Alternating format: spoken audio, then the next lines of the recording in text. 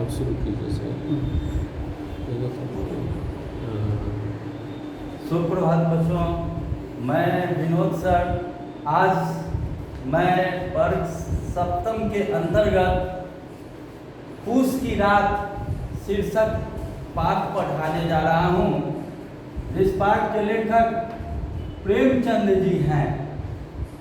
मुंशी प्रेमचंद जी को कथा सम्राट के रूप में माना जाता है।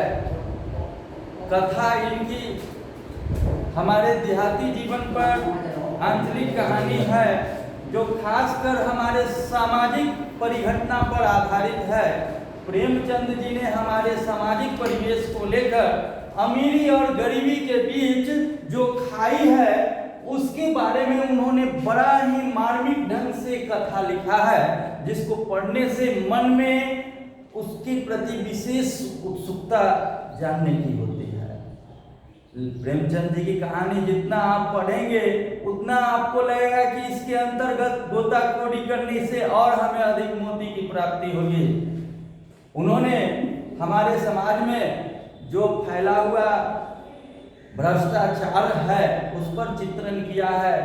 जो सूदखोरी से कुप्रथा होती है, जो समाज में कुरीतियां होती हैं, सूदखोरी से जो परेशानियां होती है, उन्होंने उस पर बड़ा ही जिक्र किया है, चित्रण किया है। दूसरी बात यह है कि प्रेमचंद जी ने हमें सख्त संदेश दिया है और हिदायत दिया है कि कभी भी उधार लेने की प्रवृत्ति मन में नहीं रखना चाहिए, मन में उत्पन्न भी नहीं करना चाहिए। जो दिक्कत हो, जो कमी हो, आज का कमी बर्दाश्त कर लेना चाहिए। जैसे यदि आपके पास नमक नहीं हो तो आज आप अगर बिना नमक का अगर भोजन खा लेंगे और उधार नमक नहीं खरीदेंगे तो उधार नमक लेने से अच्छा है बिना नमक का खाना खाना। वो स्वास्थ्य के लिए बड़ा ही लाभदायक होता है और आर्थिक जीवन के लिए भी लाभदायक होता है। मुंशी प्रेमचंद जी ने इस पर हमें विशेष संदेश दिया है, हमें प्रेरणा दिया है कि जल्द किसी के आगे हाथ नहीं फैलाओ, किसी से उधार लेने की प्रवृत्ति मत रखो। तुमको जितना ईश्वर दिए हैं उसी से तुम संतुष्ट रहो, तभी तुम सुखी रह पाओगे। आइए, प्रेमचंद जी ने कहानी में क्या लिखा है वो इस पूस की रात दिया है। कहा पाठ का नाम पूस की रात। पूस मतलब होता है वर्ष, साल का सबसे ठंडक महीना। पूस का मतलब ये होता है बच्चों, coldest month of the year as per last December and first January. ये सबसे कड़ाके की महीना होता है, ठंडक का महीना होता है। इस महीना में हमारी प्रकृति एकदम निखर उठती है। धन्यवाद बच्चों। तो हल्कू ने आकर अपनी पत्नी मुन्नी से कहा, सहना आया है, लाओ जो रुपए रखे हैं उसे दे दूं, किसी तरह गला तो छूटे। मुन्नी झाड़ू लगा रही थी, पीछे फिरकर बोली, 3 ही रुपए तो है, दे दोगे तो कंबल कहाँ से आएगा? माँ पूस की रात में कैसे कटेगी? उससे कह दो कंबल, उससे कह दो फसल पर दे देंगे, अभी नहीं। छोड़ दे सर, नहीं अभी नहीं। बच्चों, ये प्रेमचंद जी सहना और हल्कू के बीच की वार्तालाप को बताया है और गरीबी जीवन पर चित्रण किया है कि हल्कू अपनी पत्नी मुन्नी से कहती है कि सहना आया है, उसका 3 रुपया बाकी, तो तुम्हारे पास जो 3 रुपए हैं वो आप उसको दे दो, क्योंकि उसका बकाया रुपया अगर अभी नहीं दोगे तो सहना हमें गालियां देगी, घुड़कियां देगी, अभद्र बातें बोलेगी। उससे अच्छा है उसका कर्जा दे दो। मुन्नी कहती है कि दे दोगे तो कंबल कहाँ से लाओगे? तो हल्कू इस बात से डरता है कि सहना गालियां देगी, सामाजिक प्रतिष्ठा का हनन होगा। उसको वह देख रहा है हल्कू। और सहना जो है वो पूस की कड़ाके की ठंडक को देख रही है। दोनों का सोच अलग अलग है। हल्कू चाहता है सहना का कर्ज चुका दें जिससे कि इसकी गालियां से मुक्ति मिल जाए, और मुन्नी चाहती है कि ये कंबल खरीद ले भल और सहना को अगले फसल पर पैसा दे। सोच दोनों का अलग अलग है।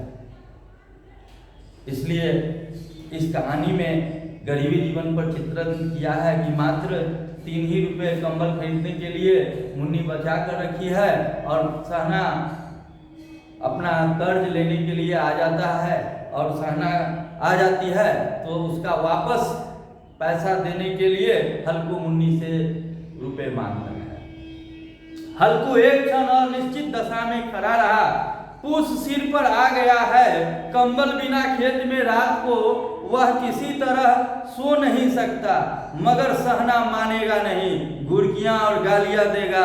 जाड़ों में मरेंगे किंतु बला तो सिर से टल जाएगी।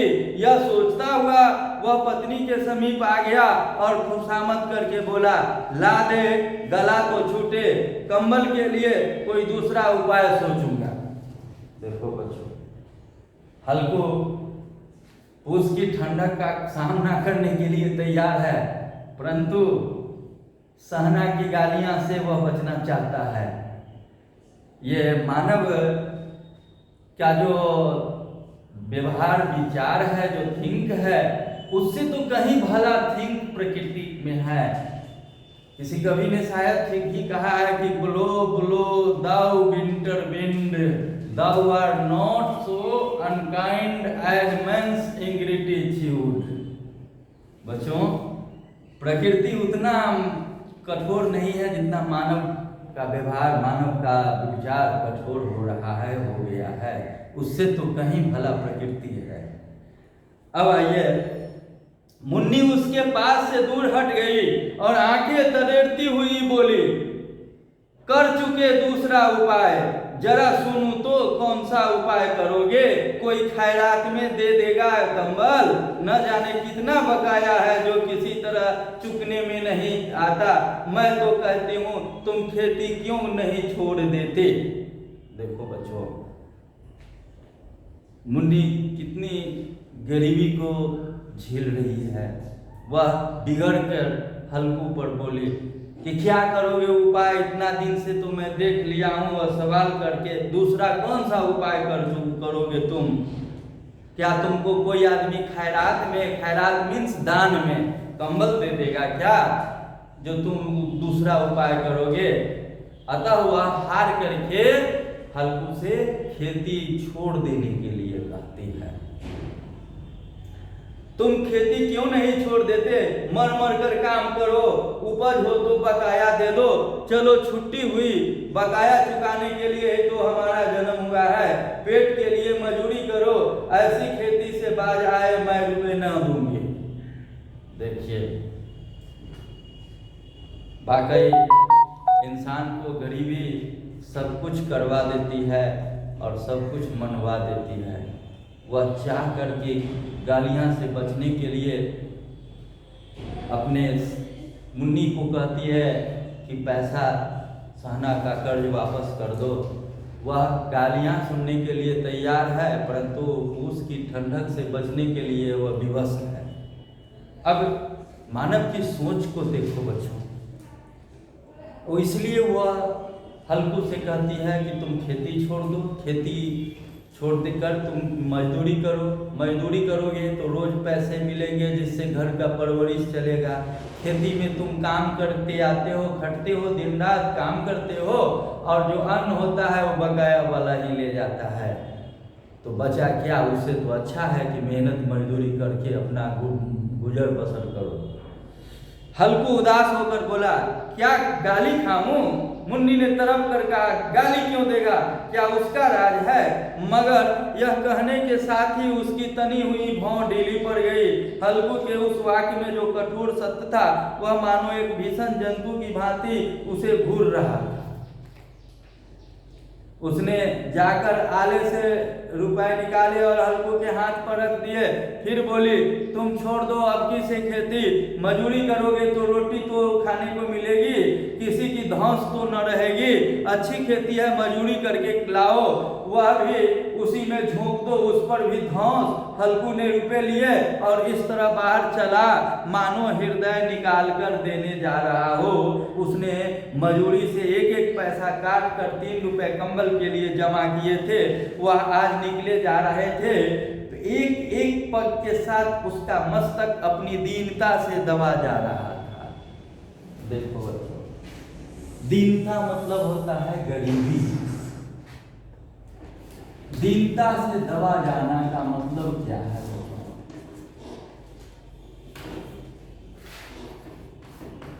किसी के पास इतना कंबल है, इतना ओढ़ना है, इतना तोशक मसलंद है कि जाड़ा भी उसके पास जाता है तो भाग के चला आता है। और किसी के पास देखो रात भर ठिठुर के समय गुजार लेता है, परंतु उसके पास एक कंबल नहीं है। क्या विषमता है हमारे समाज में, क्या कुरीतियां हैं। इस पर दीनता से दबा जाना। 3 रुपया कंबल के लिए वह खरीदने के लिए था और सहना को देने जा रहा था। वह चाह के नहीं दे रहा था, ऐसा लग रहा था कि उसने अपना हृदय निकाल करके दे रहा हो। गरीबी से दबा हुआ विवश होकर के वह रुपए सहना को देने जा रहा था। अतः गरीबी की दलदली की परिस्थिति को तो समझो बच्चों।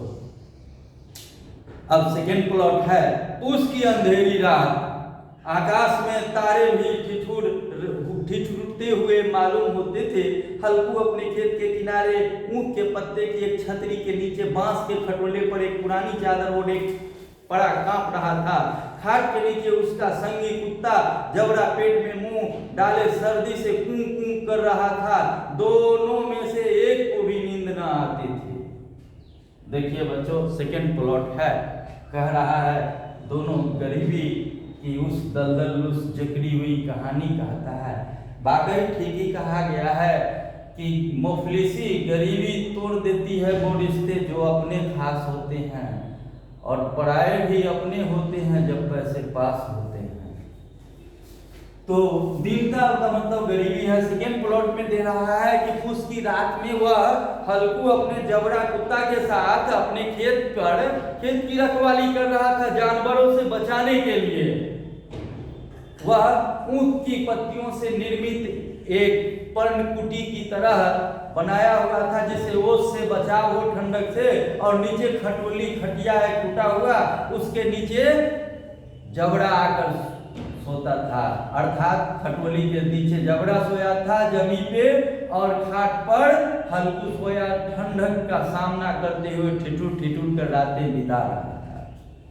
अब हल्कू ने घुटनों को गर्दन में चिपकाते हुए कहा, क्यों जबड़ा, जाड़ा लगता है? कहता तो था मैं घर में पुआल पर लेटा रहा, तो यहाँ क्या लेने आए थे? अब खाओ ठंड, मैं क्या करूं? जानते थे मैं यहाँ हलवा पूरी खाने आ रहा था, तुम दौड़े दौड़े आगे आगे चले आए। अब रो नहीं, अब रो अपनी नानी के नाम को। जबड़ा ने परे परे दुम हिलाई और अपनी कूकू को दीर्घ बनाता हुआ एक बार जम्हाई लेकर चुप हो गया। उसकी स्वान बुद्धि ने शायद तार लिया था कि स्वामी को मेरी कूकू से नींद नहीं आ रही है। हल्कू ने हाथ निकालकर जबड़ा को पीठ सहलाते हुए कहा, कल से मत आना मेरे साथ, नहीं तो ठंड हो जाओगे। यह पछुआ न जाने कहाँ से बर्फ लिए आ रही है। उठूं फिर एक चीलम भरूं, किसी तरह रात तो कटे।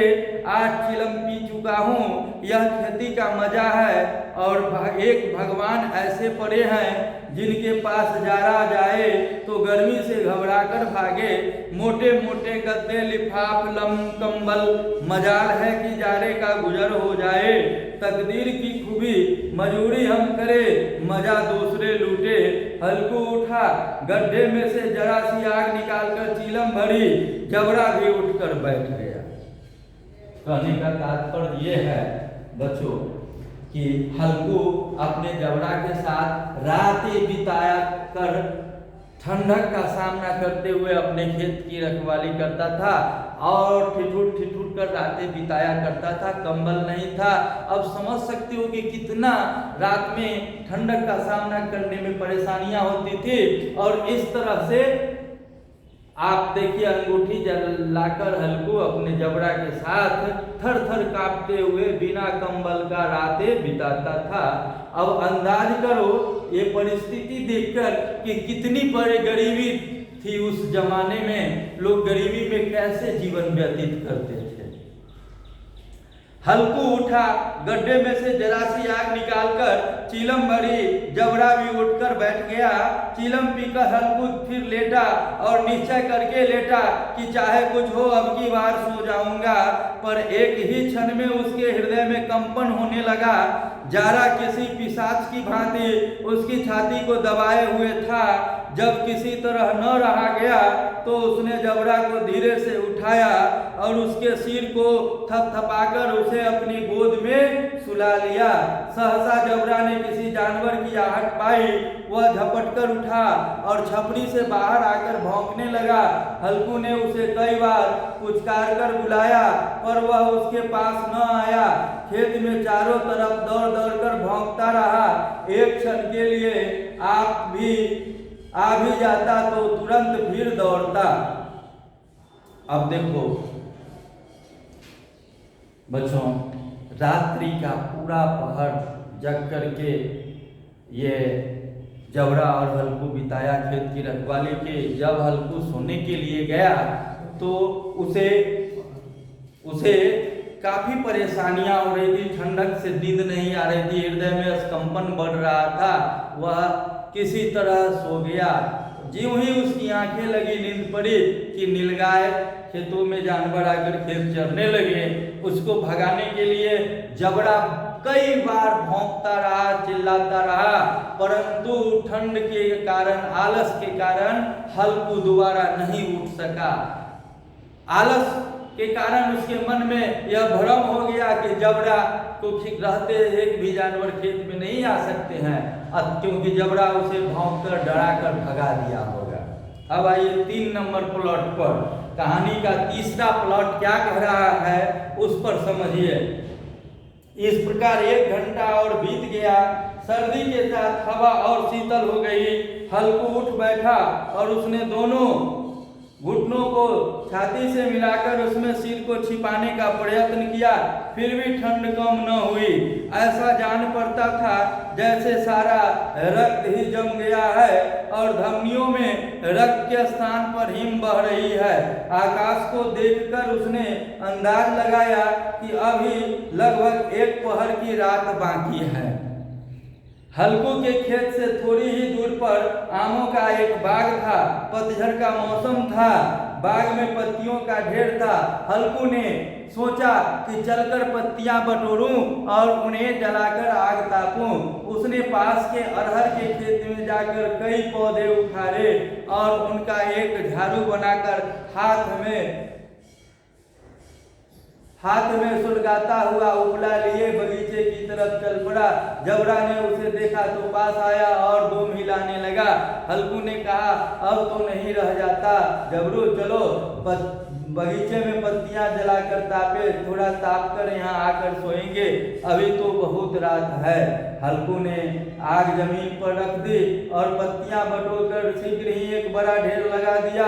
थोड़े ही देर में अलाव जल उठा, उसकी लौ वृक्ष की पत्तियों को छूने लगी। हल्कू और जबड़ा अलाव के सामने बैठकर तापने लगा। देखिए, वास्तव में अमृतम सी शिरे बहनी, अमृतम क्षीर भोजनम। जाड़े में आग अमृत के समान होती है और दूध से बना भोजन अमृत के समान होता है। वह हल्कू जाड़ा से निजात पाने के लिए, बचने के लिए रहरी के पेड़ को उखाड़ा और उसे झाड़ू की तरह बनाया और पत्तियां बटोरकर आलाप तैयार किया और आग जलाने लगा। और उस आग जलते हुए आग के पास दोनों बैठकर आलाप तापने लगे और तब उन्हें कुछ राहत महसूस होने लगी। और इस तरह से आकाश में अभी रात्रि के आधे पहर बीते थे, अर्थात आधी रात बीती थी। अब है चौथा प्लॉट। पत्तियां जलकर खत्म होते ही बगीचे में फिर से अंधेरा छा गया। हल्कू ने फिर चादर ओढ़ ली। अब शरीर में गर्मी आने के बाद शीत बढ़ने से आलस भी बढ़ने लगा। जबड़ा जोर से भौंककर खेत की ओर भागा। हल्कू को ऐसा मालूम हुआ जैसे नीलगायों का झुंड खेत में आ गया है। उनके कूदने और दौड़ने की आवाजें साफ साफ सुनाई दे रही थी। फिर ऐसा मालूम हुआ कि वे खेत में चल रही थी। उसके चबाने की आवाज भी साफ सुनाई दी। उसके मन में कहा, नहीं, जबड़ा के रहते कोई जानवर खेत तो नहीं खा सकता। उसने कई बार जबड़ा को जोर जोर से पुकारा। जबड़ा भौंकता रहा, उसके पास न आया। फिर खेत के चारे चरे जाने की आहट मिली, परंतु इस जारे पाले में खेत में जाना, जानवरों को पीछे पीछे जाना उसे असहज जान पड़ा। वह चाहकर भी अपनी जगह से हिल नहीं सका। जबड़ा फिर भौंक उठा। जानवर खेत चल रहे थे। हल्कू पक्का इरादा करके उठा, पर एकाएक बिच्छू के डंक सा ठंडी हवा का एक झोंका लगा कि वह फिर बुझते हुए अलाव के पास आ बैठा और राख को कुरेदकर अपनी ठंडी देह को गरमाने लगा। अकर्मण्यता ने रस्सियों की भांति उसे चारों ओर से जकड़ रखा था। उसी राख के पास गर्म जमीन पर वह चादर ओढ़कर सो गया। सुबह जब नींद खुली तब चारों ओर धूप फैल गई थी और उदास मुन्नी कह रही थी, क्या आज सोते ही रहोगे? तुम यहाँ आकर रम गए, उधर सारा खेत चौपट हो गया। हल्कू ने उठकर पूछा, क्या तू खेत से होकर आ रही है? मुन्नी बोली, हाँ, सारे खेत का सत्यानाश हो गया। भला ऐसे भी कोई सोता है? तुम्हारे यहाँ मरैया डालने से क्या हुआ? हल्कू ने बहाना किया, मैं मरते मरते बचा, तुझे अपने खेत की परी है।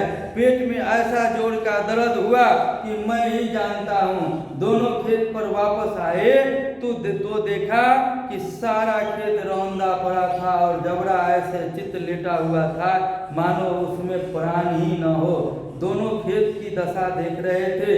मुन्नी ने चिंतित होकर कहा, अब मजूरी करके माल गुजारी भरनी पड़ेगी। पर हल्कू ने प्रसन्न मुख से कहा, हाँ, रात को ठंड में यहाँ आग सोना तो न पड़ेगा। प्रेमचंद जी, देखो बच्चों, इस चौथा प्लॉट की कहानी से पूर्ण कहानी हुआ। इससे शिक्षा होता है कि उधार लेने की प्रवृत्ति से सदैव बचना चाहिए। इसके माध्यम से लेखक कह रहे थे कि खेत पूरा सारा नीलगाय चल गया, उसके चरने की आवाज उसे कान में सुनाई दे रही थी। वो पेड़ पौधों को चबा रहा था नीलगाय, वो सुन रहा था। उसके जुगाली करने चबाने की आवाज उसे हल्कू को सुनाई दे रहा था।